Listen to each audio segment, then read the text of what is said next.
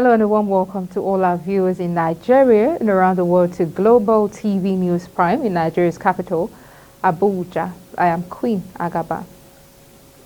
President Bola Tinubu has described his meeting with British monarch King Charles III as significant.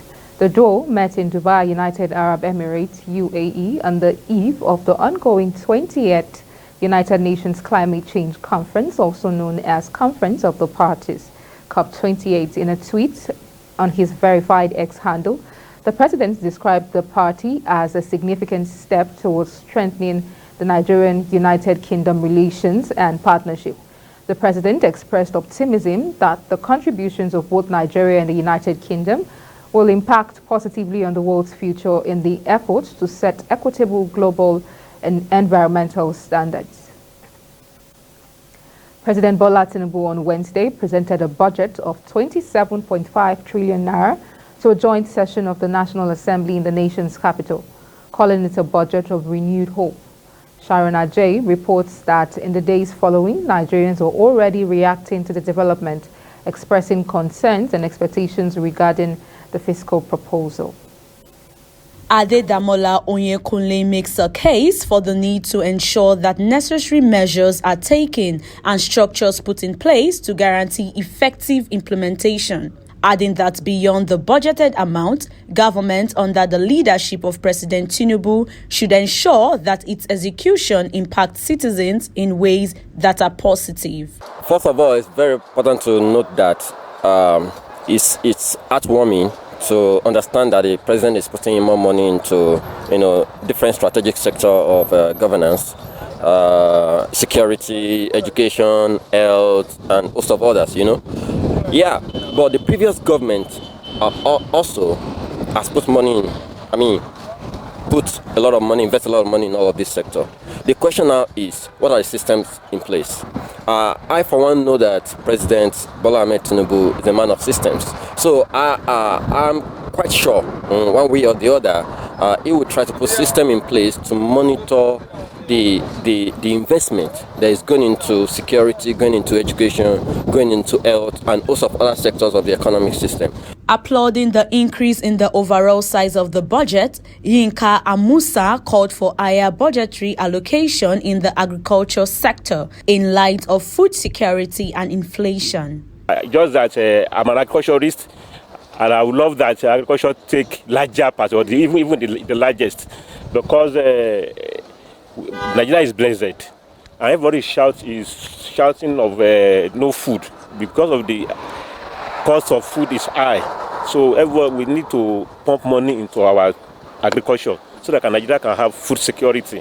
So I believe that the budget will speak well for us. This respondent urges the federal government to prioritize fair and equitable distribution. The only thing is that the people in charge, if they can use the money the same way that the directive from the Mr. President, I think it will go a long way to help our school children.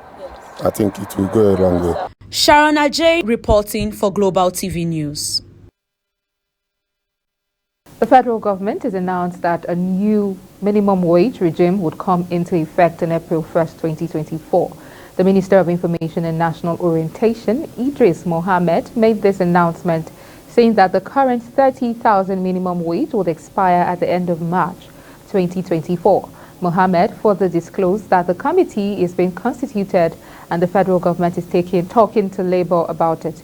He added that by the time this current wage regime expires, by the end of March, Nigerian workers should expect that a new wage will kick off by April. And the federal government says it will sanction employers of labor over indecent working hours, working conditions that negate local and international labor laws. The Minister of Labor and Employment, Simon Lalong, said this during the inauguration of Decent Work Country Program 3, 2023 to 2027 on Friday in Abuja. The DWCP was inaugurated to promote jobs, guarantee rights at work, extend social protection, and promote social dialogue. The program was organized by the Federal Ministry of Labor and Employment in collaboration with the International Labour Organization. Lalong added that the decent work deficit had continued to abound in the economy as informal employment has become the norm, while well-paying jobs that offer social protection benefits are the exception. According to him, workers in the informal economy are exposed to poor working conditions, low pay, long hours of work, and low rates of unionism, unsafe working environments. Members of the Nasarawa State House of Assembly on Friday unanimously elected Danladi Jatau, representing Kokona West constituency, as Speaker of the House. Similarly, the position of the Deputy Speaker went to Mohammed Oyanki, member representing Doma North constituency. The newly occupied positions followed Tuesday's sack of the former Speaker Ibrahim Abdullahi at the appeal court sitting in Abuja. And Bayelsa State Governor Doye Diri has ordered investigation into distribution of palliative with a view to bringing to book culprits who diverted food items. Diri gave the directive at the State Executive Council meeting in the Government House, Yenogwa, following complaints that some individuals diverted the items meant for each ward in the state. The state government had procured more food items in addition to the 5 trucks of rice allotted to each state by the federal government as part of the measures to cushion the effects of the removal of petrol subsidy on people of the state.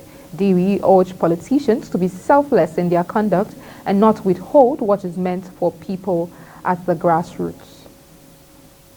The Jigawa State Government has approved the recruitment of 1,124 health workers previously engaged as casual workers under its J Health program. This is contained in a statement by the Commissioner for Information, Youth, Sports and Culture, Alhaji Sagir Musa, on Friday in Duse. According to Musa, the State Executive Council approved the exercise during its meeting, adding that the approval is in line with the Governor Umar Namadi administration's commitments to enhance access to affordable healthcare services across the state. Anambra State Government has commenced training for its task force team to monitor hospitals to curb operations of quack doctors in the state. The 3-day training was organized by the State Ministry of Health in collaboration with the National Agency for the Control of AIDS under the Resilient and Sustainable System for Health initiative of the state government.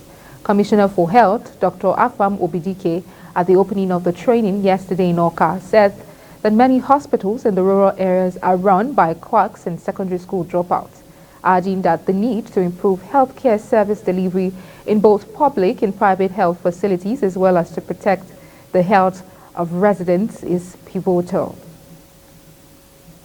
The Federal Airport Authority of Nigeria, FAN, has denied issuing a prohibition on the use of Ghana Moscow at the country's airports. Reports in various media platforms on Friday, December 1, stated that FAN placed a ban on Ghana Moscow bags. The report stated that the ban is particularly for passengers traveling through international airports in the country. Reacting to the report, FAN put out a short statement on their X handle that they didn't issue any ban on the use of Ghana Moscow. They explained that the ban was issued by Ethiopian Airlines. It further explains why a restriction was placed on Ghana Moscow bags at airports in a statement released by Ethiopian Airlines on Friday, December 1, 2023. The move, according to Ethiopian Airlines, was taken as a result of damages incurred following the usage of the bag. The airline, however, pointed out that the bag can only be used if it's adequately packed. The airline requested the cooperation of people in complying with this rule to ensure the smooth operation of flights and minimize any potential disruptions caused by damaged conveyor belt. It further thanked everyone and passengers for their understanding and continued support in adhering to the guidelines. With the alarming rate cases of tuberculosis increases yearly, countries have been called upon to domesticate the global campaign towards ending the scourge of tuberculosis by the year 2030. The call was made at the high-level meeting organized by the Stop TB Partnership Nigeria towards achieving a world free of tuberculosis. Fauzia Lukman completes the report. Gathered in a high-level meeting which was organized by multiple actors including the Federal Government of Nigeria, United Nations and a host of other organizations among others, provided a forum to appraise the achievement of the fight against tuberculosis and what needs to be done towards achieving the set of goals of a world freed of tuberculosis by the year 2023. Speaking at the meeting, the Vice Chair of the Stop TB Partnership in Geneva, Austin Obiefuna, shed light on the aim of the high-level meeting. It's for countries to go back home to understand what it is in for them for the political declaration, because the political declaration is actually a global document which is meant to be adopted by countries. And adopting it by countries means that we need to understand what are the global targets and what is the share for you in your countries. We are looking at countries now domesticating those results, those targets coming from UNHLM, and how it will help them in terms of their program. Speaking further at the meeting, the World Health Organization Chair on Tuberculosis, Dr. Omoniyi Amos, spoke on the efforts being administered locally and globally to end tuberculosis. The NTB strategy we are talking about was from WHO, and most of the guidelines, most of the guidance document, strategic plans, how to do it, the ideas, what is conceptualized by WHO. And at country level, in addition to helping to mobilize, helping to develop the guidelines, develop the innovations, we also support country effort to mobilize resources, especially international resources. We also help the government to track, to be able to track the indicators, the cases, and use also the data to inform the decision. The target divided by state. The state will know their target. We're going to have detailed budget. We're going to know what the government is going to contribute, what the state government is going to contribute, what we are going to bring on board to be able to reach. The overall goal of the Stop TB Partnership Nigeria is to end the global tuberculosis epidemic deaths and cases set for the year 2030. Fauziya Lukman, Global TV News. The Nigerian Air Force NAF has announced that its Mi-35P helicopter has crashed in Port Harcourt shortly after takeoff. The crash occurred at about 7:45 a.m. shortly after the aircraft took off for an operation against economic saboteurs in Rivers. A statement by the Nigerian Air Force Director of Public Relations and Information, Air Commodore Edward Gapquet, on Friday in Abuja, said 5 crew members were aboard the helicopter, adding that all the 5 survived with minor injuries, were being treated at the Nigerian Air Force Medical Center in Port Harcourt. The Chief of the Air Staff, Air Marshal Hassan Abubakar, is currently en route to Port Harcourt to assess the situation, see to the well-being of the crew, and to give further directives. Over 1.6 million Nigerians are living with HIV, according to a 2022 report from the National Agency for Control of AIDS. In commemoration of the World AIDS Day, the agency held a road show to create awareness and sensitize citizens on the prevalence of the disease in the country. Global TV's correspondent Subra Usman tells us more. The Director General of the National Agency for the Control of AIDS, Dr. Gambo Aliyu, called on community leaders to help in eradicating HIV amongst children. He said the government agency is confident to end HIV/AIDS on or before 2030, as he revealed that the agency is providing HIV treatments and tests to Nigerians nationwide. Every leader in a community should take that as priority to make sure no child in our communities are born with HIV. And we are confident before 2030 we will eliminate mother-to-child transmission of HIV with the support of our communities. We are providing free HIV tests. If you don't know your status, come and know your status free. And we are providing free HIV treatment all over the country. All you need to do is to demand for this service. Chairman of the World AIDS Day Committee, Yinka Falola, called on Nigerians, healthcare stakeholders, and community leaders to collaborate in ending the scourge of HIV/AIDS. She urged the public to take preventive measures in order to reduce the spread of HIVs. Community leaders, religious leaders, parents, young people, different civil society partners, they also need to play that key to ensure that we end the epidemic. And particularly for young people who are still on reproductive health, who are giving birth, to get supported, both the female and the male, the partners, to support their spouses, their partners when they are bringing forth children. The World AIDS Day Roadwork Show was conducted to enlighten Nigerians on healthcare measures to swiftly end HIV/AIDS in the country. Sobra Usman, Global Television News, Abuja. To mark the pivotal impact communities have had in shaping the HIV response, as well as global health at large, AIDS Healthcare Foundation, AHF, Nigeria commemorates the 2023 World AIDS Day in a walk in the FCT Jabi. Global TV's health correspondent Fauzia Lukman tells us more. In these walks are supporters from all parts of the FCT to create awareness on ending AIDS before 2030. The chairman of the House of Reps Committee on AIDS, Tuberculosis and Malaria, Amobi Godwin, flagged off the walk with members of the committee from the police post at the Beggar bus stop under the bridge to the AHF office at Jabi.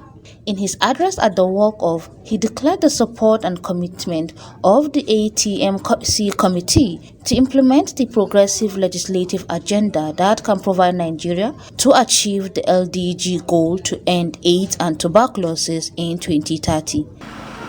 By the Nigerian government and her implementing partners, and by joining the civil society organization present here today, declare the support and commitment of members of the ATM committee to implement a progressive legislative agenda that Nigerians can be proud of and that is able to provide the needed operational environment towards achieving the SDG Goal 3 to end AIDS and tuberculosis by 2030.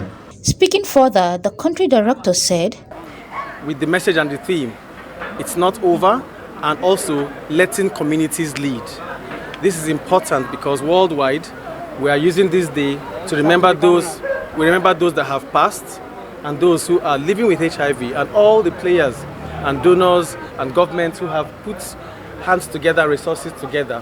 Speaking on effort made towards the fight against HIV/AIDS, Dr. Benedict pleaded with global leaders to place HIV high on the health agenda to ensure that resources are available. That is why the team for this year, the global team, is what?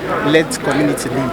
AHF itself, our team is not over, because we know that it's not yet over. We want to make sure by 2030 we eradicate HIV totally in Nigeria with the goals of UNAIDS 95 strategic goals. These strategies will help everybody that is living with HIV to actually come out and be on treatment. And once you're on treatment, the chances for you to have your viral suppression done is very, very okay. This day is set aside to remember those living with HIV and those who have lost their lives to HIV. For Global TV celebrating World AIDS Day, Fauzia Lukman, Global TV News.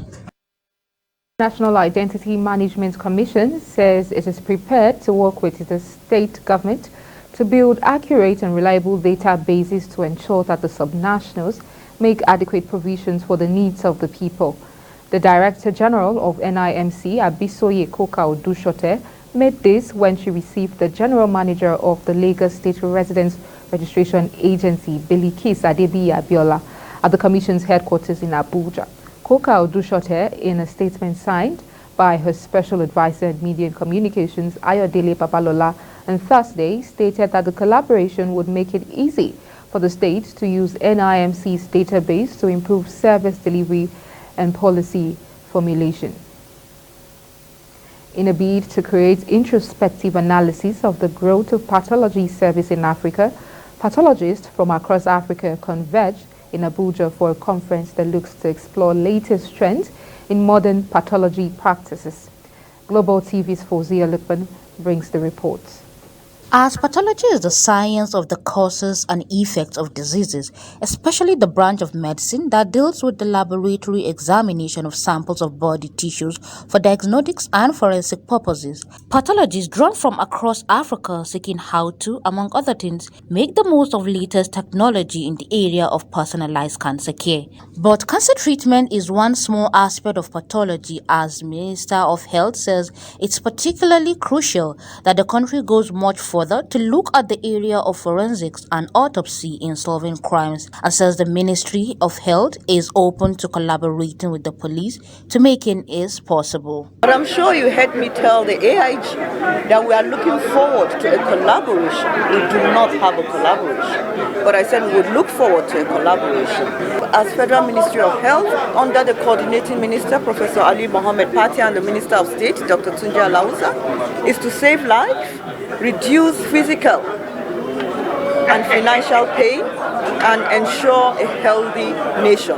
Without a healthy nation, you cannot have a wealthy nation. Chief Medical Director of Federal Medical Center, Abuja, Saad Ahmed, says embracing the latest forensic technology will be a huge milestone in the administration of justice in the country. At the National Postgraduate Medical College of Nigeria, Faculty of Pathology, we have actually established, and is the first subspecialty training, in forensic pathology. Poverty and less than adequate willpower by African government, a cross-section of the pathologists at the conference says, is responsible for the poor state of pathology on the continent, with Africa having a lot of catching up to do. When we say cancer, people think that cancer is a single disease. It's not. Even if you take cancer disease, there are so many types of it. And even the same type, when two different people live differently. And that is why we talk about personalized treatments.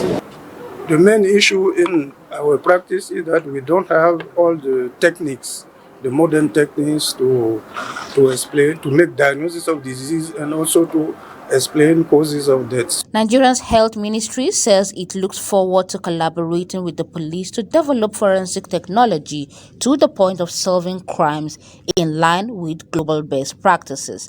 Fawziya Lukman, Global TV News. The Nigerian Senate has strongly condemned all forms of violence against women and girls, emphasizing the need for more robust measures to safeguard their interests. This position was articulated during Thursday's plenary, where the senators actively participated in the 16 days of activism against gender-based violence on women and the girl child. We bring you the report. Take a listen. Adorning orange sashes as a symbol of solidarity for the advocacy, the lawmakers, including the President of the Senate, Godswill Akpabio, were united in their commitment to address this critical issue. The advocacy motion was sponsored by 17 senators, spearheaded by Senator Ireti Kingigbe, representing the FCT. Since the launch of the National Gender-Based Data Room and Dashboard, over 28,000 cases of gender-based violence have been reported nationwide. In all these reported cases, over 9,000 have been opened against offenders. Voicing their support to the motion, Senator Adams Oshiomhole, Natasha Akpoti, and Abdul Ningi, among others, acknowledged the virtues and sacrifices made by women globally, with a specific emphasis on those in Nigeria. As politicians, we also know that most of us in this room, about 70 to 60% of those who voted for us are women. The men can collect the money and take by one on an election day, while you see the women queuing under sun and rain with children on their back to vote so that we can be in these chambers. I think we will just bring justice to the foundation of our own, of our system. Nigerian women, just like women across Africa and the world, have suffered greatly, not only in the hands of our fellow men, but sometimes even women, sometimes even in organizations where we work. And therefore, I'd lend my voice in calling for a stop in all form of violence against girls. It is always important. It takes two to tango. The women folk also must, at every given time, know their position in society. You may, as they listen, to also rise to the occasion They are human beings like every other of us. In concluding the debate, before the motion was passed, the Senate President declared all the senators are all in agreement that violence against women and the girl child must be unequivocally condemned. I also want to plead with women that as we are supporting them, the entire chambers is yellow in support of women and the girl child, that we abhor violence against women in all ramifications, that women should also try not to violate the rights of men. In the early hours of today, Friday, 1st December 2023, gunmen attacked the resident of the Resident Electoral Commissioner, REC, in Lokoja, Kogi State. The armed men engaged the security personnel in a gun battle for over 30 minutes until reinforcements arrived. While no lives were lost, properties were destroyed in the ensuing gun battle. A team of combined security personnel have been deployed to protect the residents. This incident occurred a day after a mob besieged the state office. You're watching Global TV News Prime, coming to you live from Nigeria's capital, Abuja. We're on Star Times, channel 276. Kindly follow us across all our social media platforms using @GlobalTVNG and other handles now showing on your screen. When the News Prime returns, federal government committed to local government areas' financial autonomy. Minister. That's on the business news, and the news continues shortly with details of this and other stories right after this break. Please stay with us.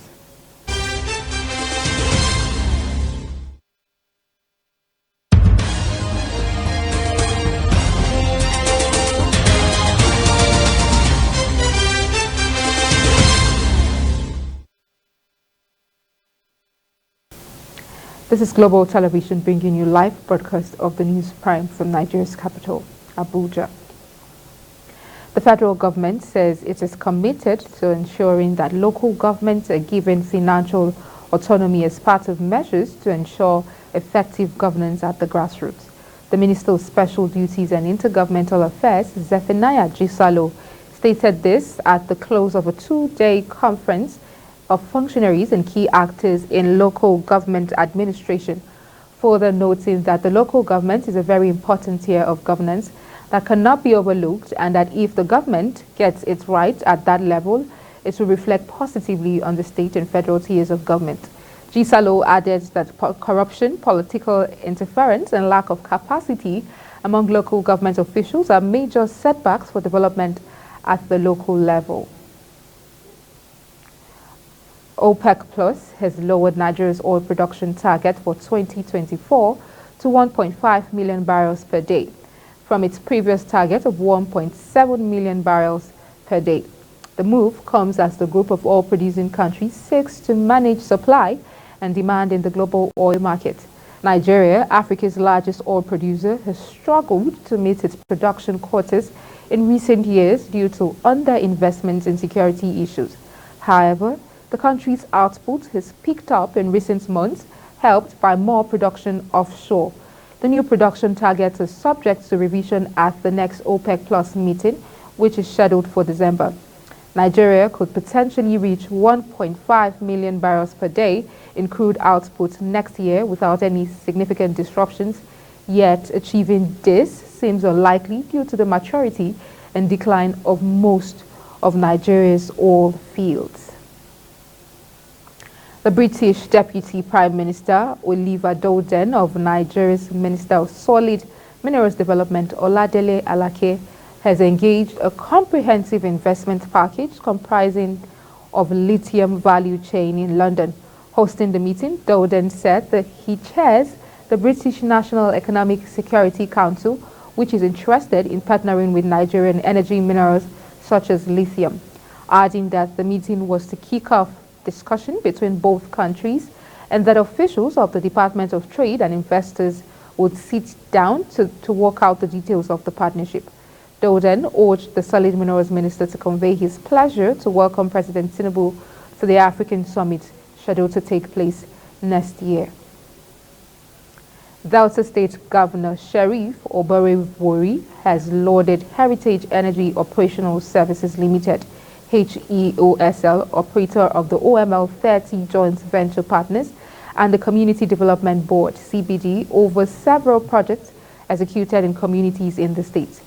Oborevwori spoke during the first anniversary ceremony of the OML 30 CBD in Ughelli, Delta State, after the commissioning of completed projects and inspection of the ongoing ones across the clusters that make up the OML 30 oil block.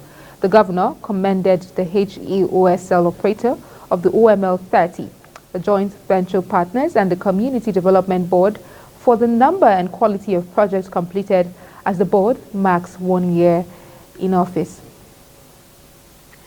And on the foreign scene, the government of the Republic of Zambia has urged African heads of state, ministers of health, and leading scientists, innovators, and researchers, among others, to implement decisions and policies towards safeguarding public health in Africa and beyond.